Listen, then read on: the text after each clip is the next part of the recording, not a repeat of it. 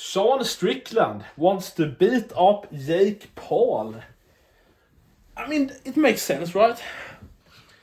I mean, many people think the UFC fighters get paid very, very bad. I don't agree. But anyway, we're gonna talk some fight recap. We're gonna talk... What do we have more? UFC 320. Is it getting moved? I don't know.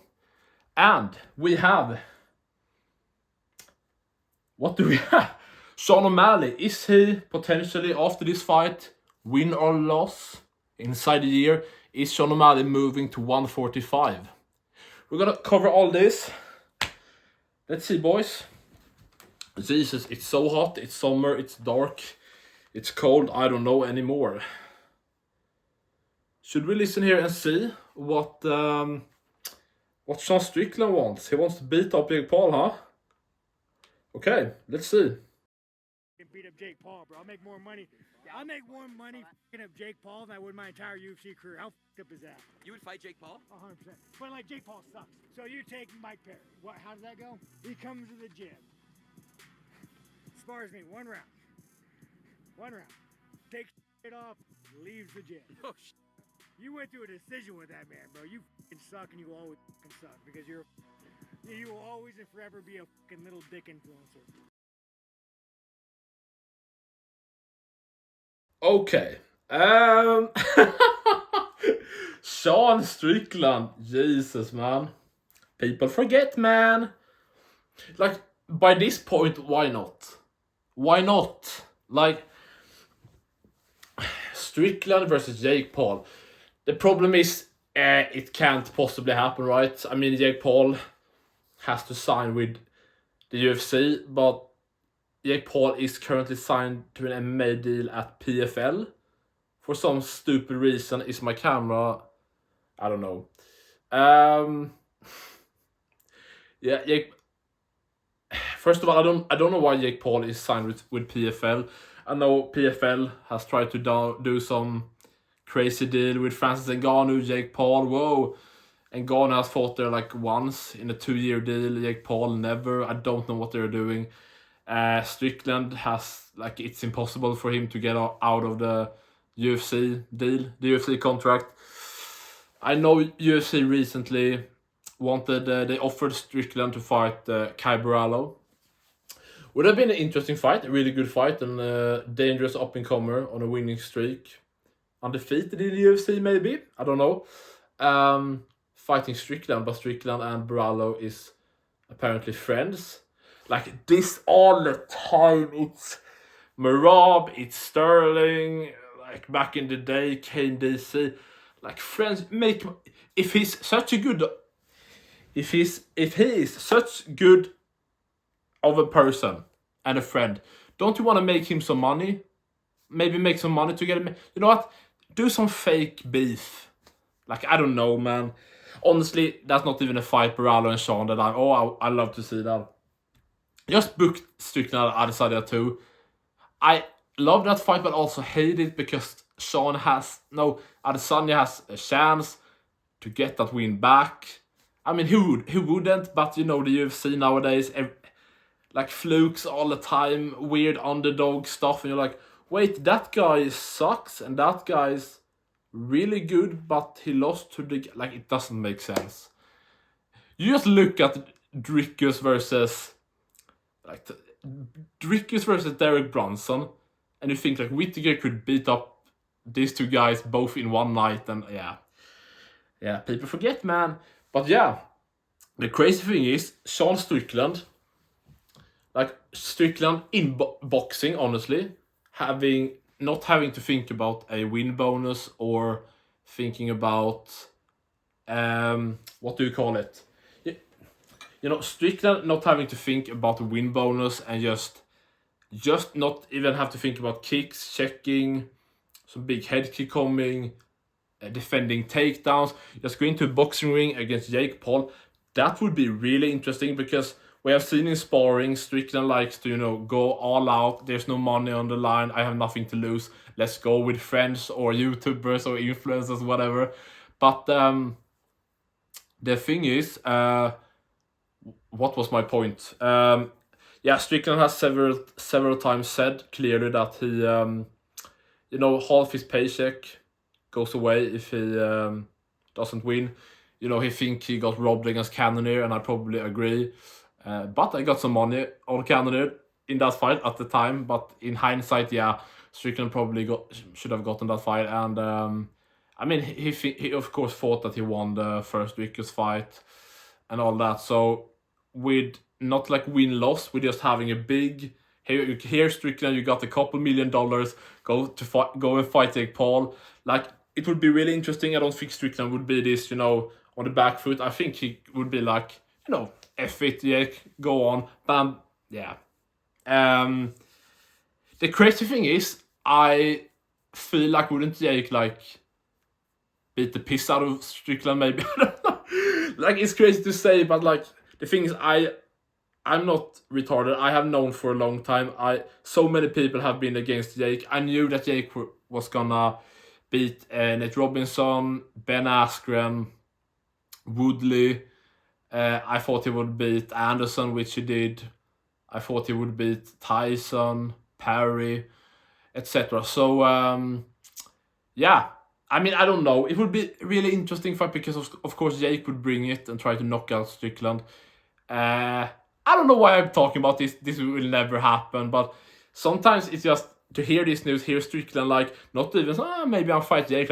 He would definitely want that. And as he said, he would get, more money in that fight than probably his entire UFC career. Which is sad, but still, actually it's not sad. We want the UFC fighters to get less money. We want them to fight often. Currently, fighters are fighting once a year, maybe twice. What happened with, I want Cerrone back. Even Bitch Boy, Cockney Magny, 5 times a year. Come on, get some fights going. Anyway, next topic. What is Ariel Helwani? No, UFC 320 news. Is UFC 320 getting moved? What is going on? Is it the Mexico car ride? Let's see and listen, boys. Let's see. Okay. This Guadalajara arena. Is it going to be ready? Yeah, they have apparently, according to reports, canceled the events up until the first week of September. I know for a fact that there has been talk of moving the event to the United States. I heard Las Vegas. Okay, guys, I just realized listening to Ariel there, he said absolutely nothing. I don't know why I picked that clip. 320 maybe getting moved. I've seen many speculations and news about 320. Probably not gonna stay in Mexico. Is it gonna get moved to Las Vegas? Who knows? Let's get over to Sean O'Malley. Is he moving to 145? Let's see, okay? Let's listen to his coach a bit. On Ariel Helwani again. Jesus, okay?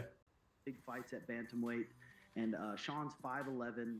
He walks around at around 160 pounds. So if we took 6-7 months to put 3, 4, 5 pounds of muscle on him, he definitely could hang with a lot of the 145ers.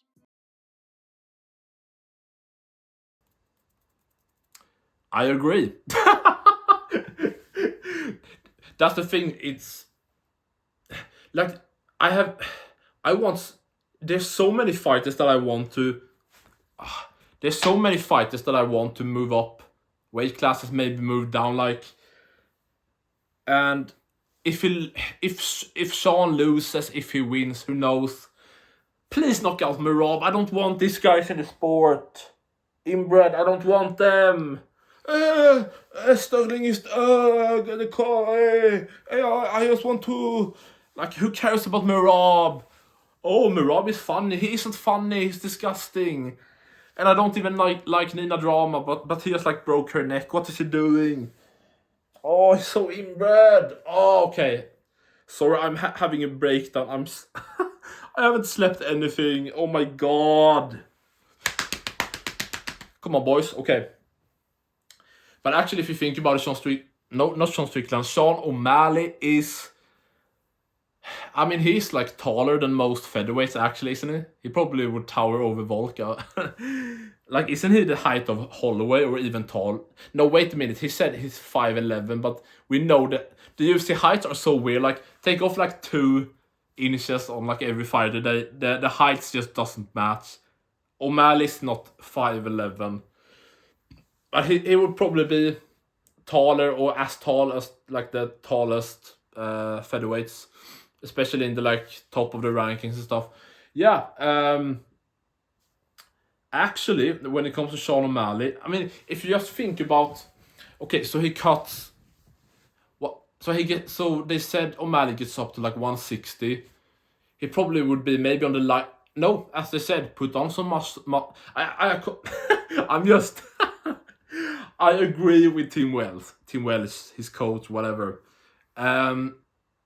He probably wouldn't have to cut that much currently to make 145 if you compare to, overall the divisions. Lot of big weight cutters. But yeah, take 6 months, 7 months, whatever he said. Put a few pounds of muscles on Omalley. And yeah, he got the height. And like he would probably be the quickest or one of the quickest featherweights. I mean, just think about the match. I mean, if he loses to Merab, all Omalley would probably have to do, like, who's the top 3 guy?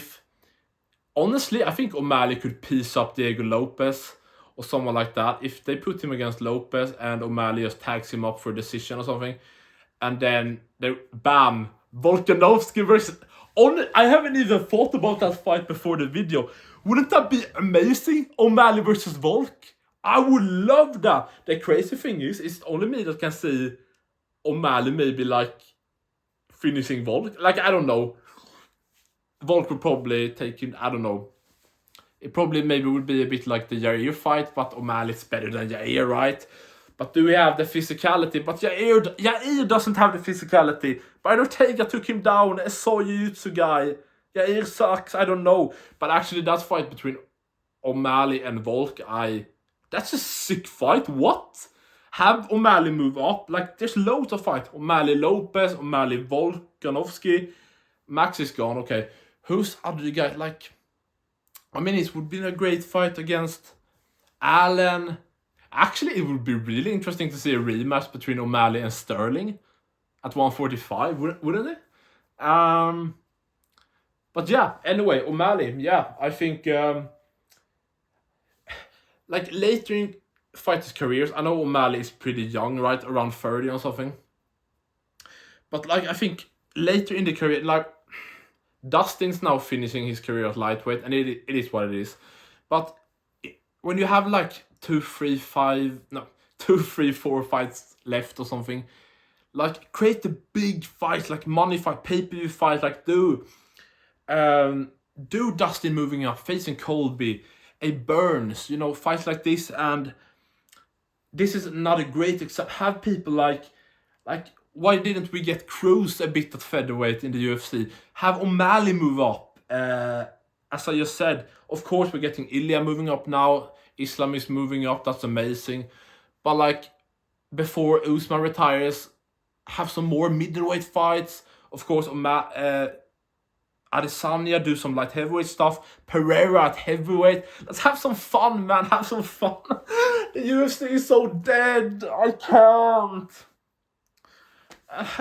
And now, speaking of dead, okay.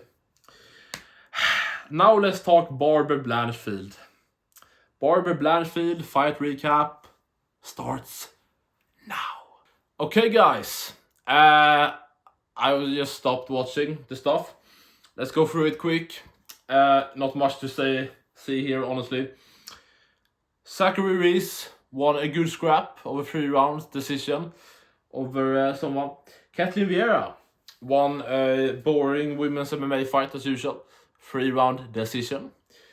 And we got, actually, 2 exciting.